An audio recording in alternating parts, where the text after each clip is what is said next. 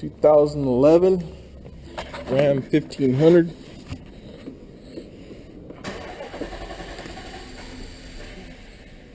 Crank no start. Sounds like it's out of gas.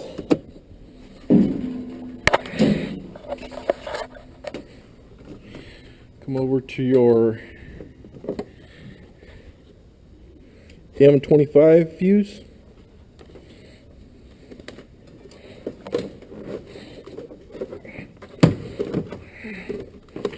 Which is this one right here. And you want to check the one closest to you for power when it's cranking.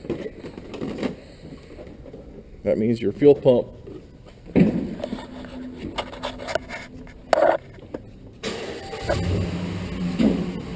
relay isn't working properly, or if it blinks.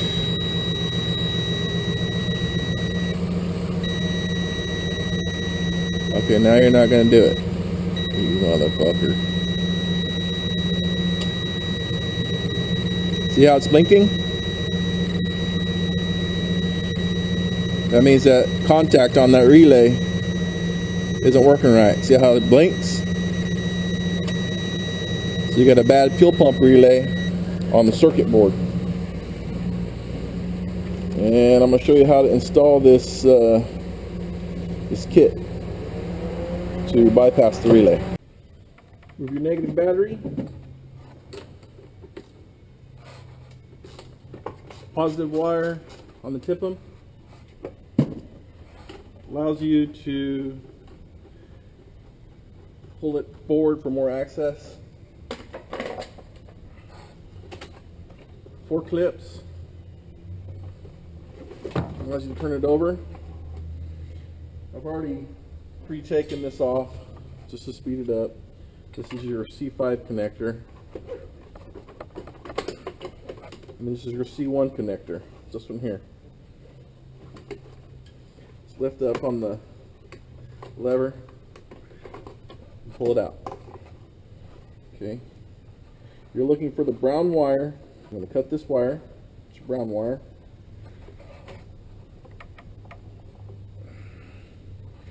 You're looking for your blue with orange on the C5 connector, and it's saying pink with green tracer for the Durango, but this is a Ram. It's actually on the other side.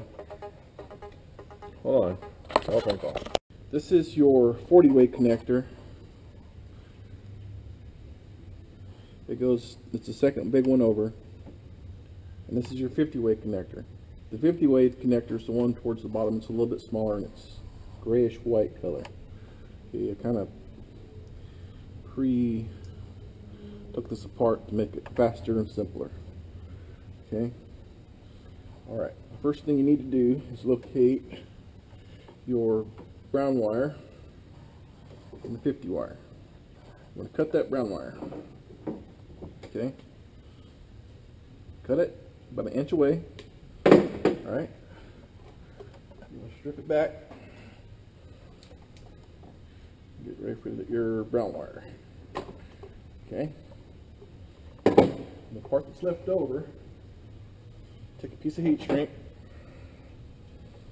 I'll say about 1/2 inch. It all comes in the kit. Put it on your brown wire. It's just to insulate it so it doesn't touch anything. Try to speed this up a little bit. Okay. The 1 inch that's left over, melt your solder on, melt your heat shrink on there until the glue pops out. Just keeps it from touching on anything. Okay. Alright, that's left over. Strip it back by, I would say, about 1/4 inch. A little twist.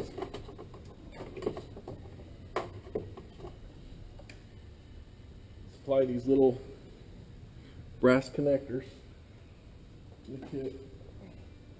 If you got bad eyesight like me, it's a little bit hard.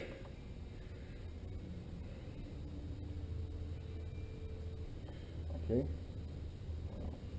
Slide your heat shrink.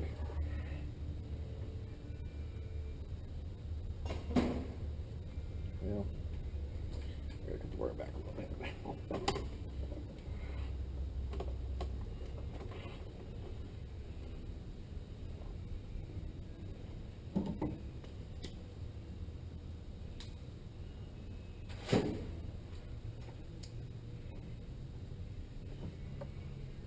Okay.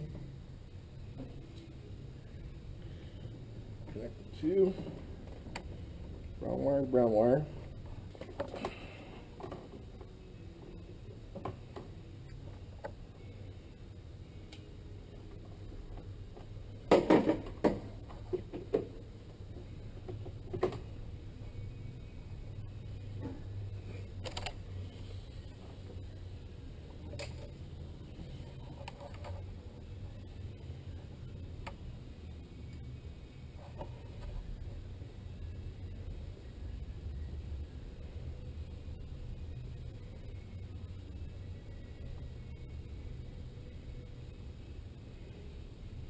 A good solder connection.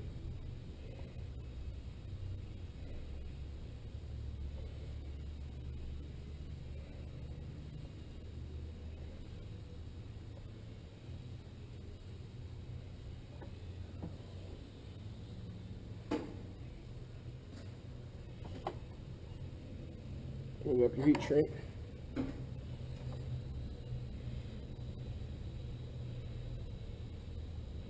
Heat up till the glue oozes out. Okay.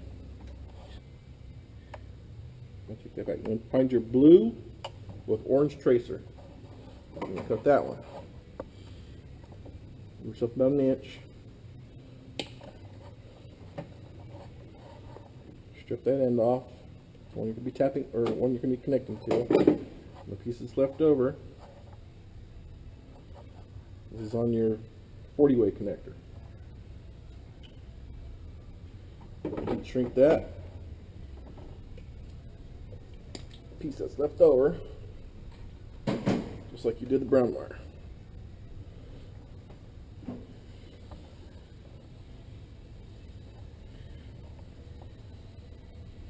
This truck was not under the recall, but it's exhibiting the same no fuel pressure system, no fuel pressure long crank as the Durango and the Jeep and the Grand Caravan. I don't know why it's not recalled yet, but it should have been. But I ain't got time to sit waiting for the damn recall to come out. I worked for Dodge for 17 years. I did recalls all day long. So this is just a band-aid fix. The right fix is to replace the TIPM with a higher amperage relay. But I ain't got time to wait, so this is what you do. Okay, blue wire, orange tracer. You have a blue wire coming from your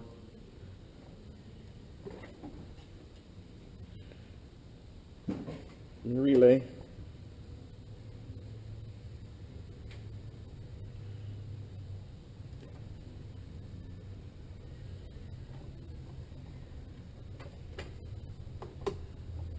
Okay, don't forget to put your heat shrink on first, or else you have to cut it and do it over again. So, heat shrink, blue wire, blue wire.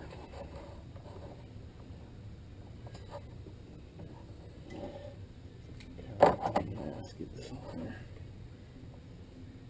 There's an actual crimp tool that's over there, so I'll walk over there and get it.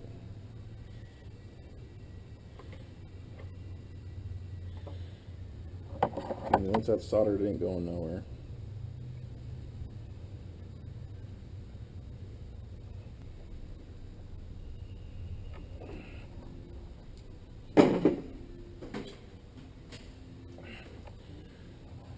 Solder.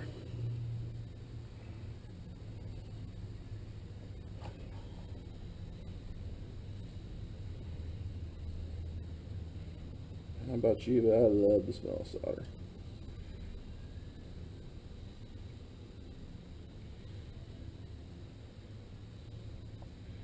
Okay.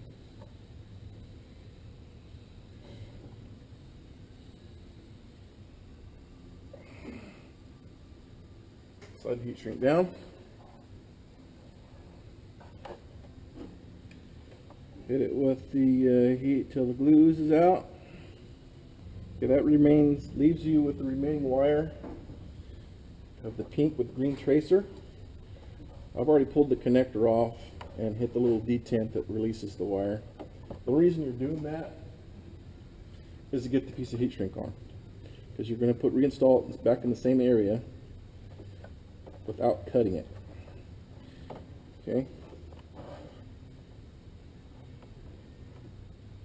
just like so. Okay,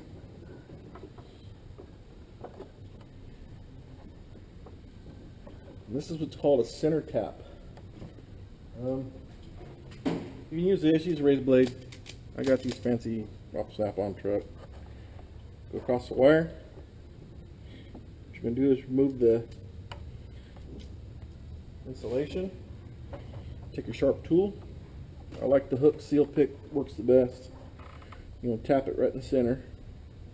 Spread your wire just enough to make a hole in the center. Okay. So I pushed it through about there, just made it wider. You're going to take your remaining pink wire. I've already pre-stripped it back. Okay. And poke it through the hole you poked with the seal pick.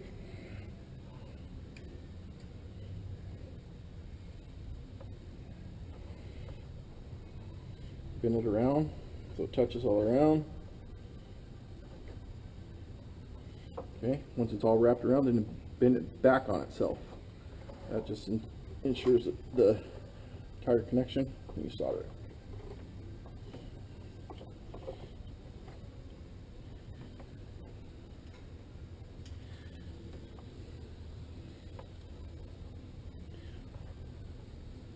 This one doesn't need as much solder. You're just basically making a connection on the two wires. No need to make a giant blob of solder on there. Just making the connection so it stays. Okay. And you pull your heat shrink.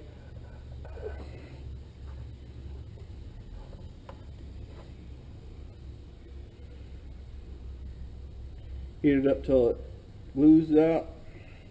I put a little bit too much heat shrink on there. I should cut it shorter. Got a little carried away. Okay, once the pink wire's on, turn this back, install your lock.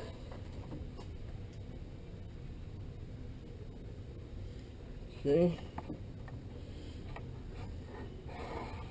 this is going to go live. Okay, reinstall your 50 pin till it locks. Okay.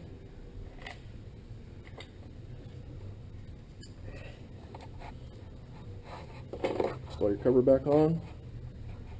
It's going to go over your 40 pin. They call this the C5 connector on the TIPM.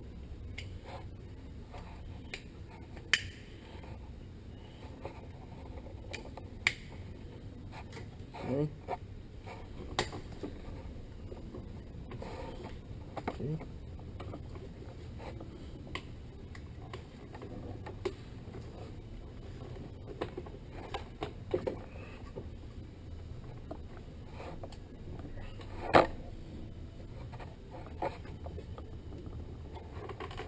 So when you push it down, it pulls the connector in.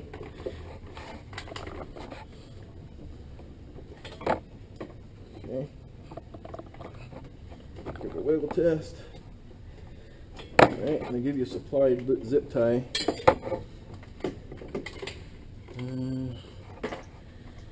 Just want to zip tie the harness to that one.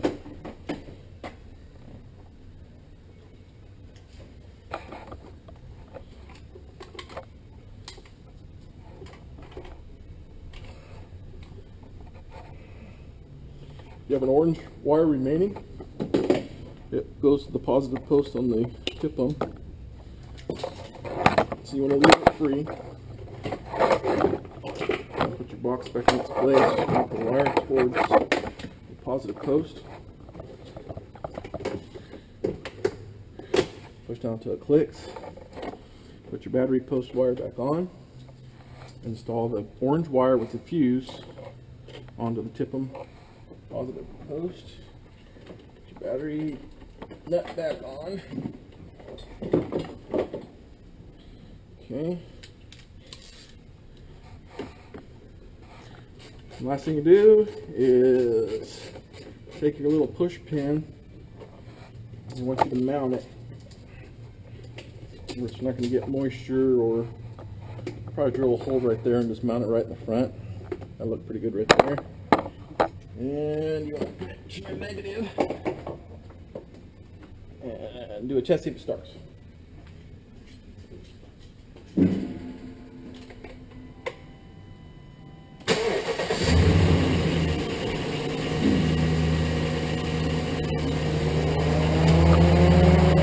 Run for a second. Make sure it's not running off the fuel. That's what it is.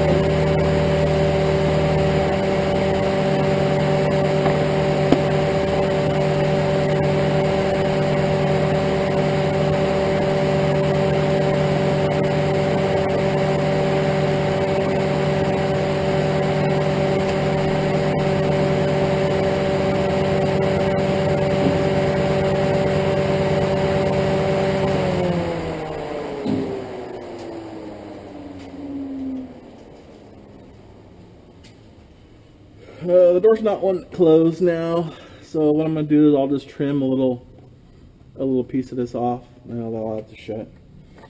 But that's it. That's the